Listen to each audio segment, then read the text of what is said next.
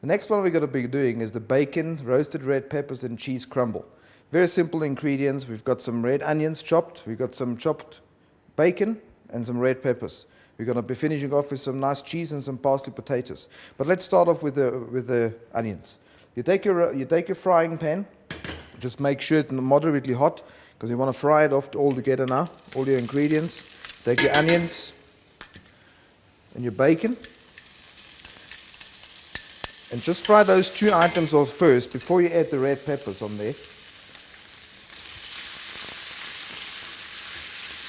Just to make sure that they're getting nice and crispy later.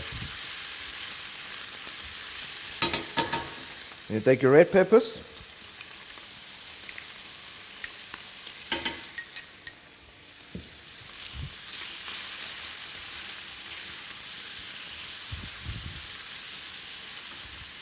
And you fry it nice and crispy, so all the flavors can go out nicely combined in your texture. Now to your base. Now we're using the Maggi mash potatoes, which is ready made already. You can make it a la minute because you can also work it with a warm Maggi mash, but you can also use it as a leftover from the day before from your mash. So all you do is you take a whole egg, you mix it together with your mashed potatoes, obviously according to your recipe sizes. If you got fresh mashed potato which you just made, make sure it's not too hot, otherwise your egg will cook already as you stir it, and you don't want to make scrambled eggs. So you just make sure it's lukewarm, or as I said earlier, you use a leftover and you use a chilled Maggi mash, which is already prepared. So your egg is mixed inside there now. You take your chopped parsley, that's nicely for the color. You mix that in as well. Some salt. Remember, not too much salt because the mash already got salt inside, and you also got bacon which you fry, which contains quite a lot of salt as well. Some pepper.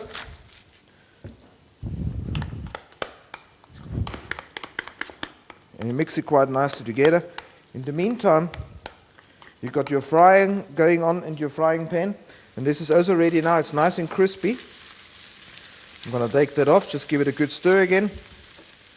I'm going to mix that in as well. It smells absolutely divine. You're going to mix all these ingredients into your base of the crumble.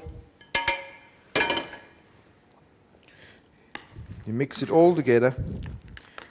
And then you take a baking pan, which is obviously oven resistant.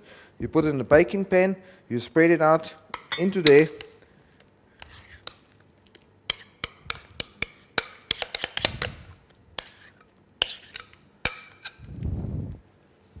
And you take your cheese,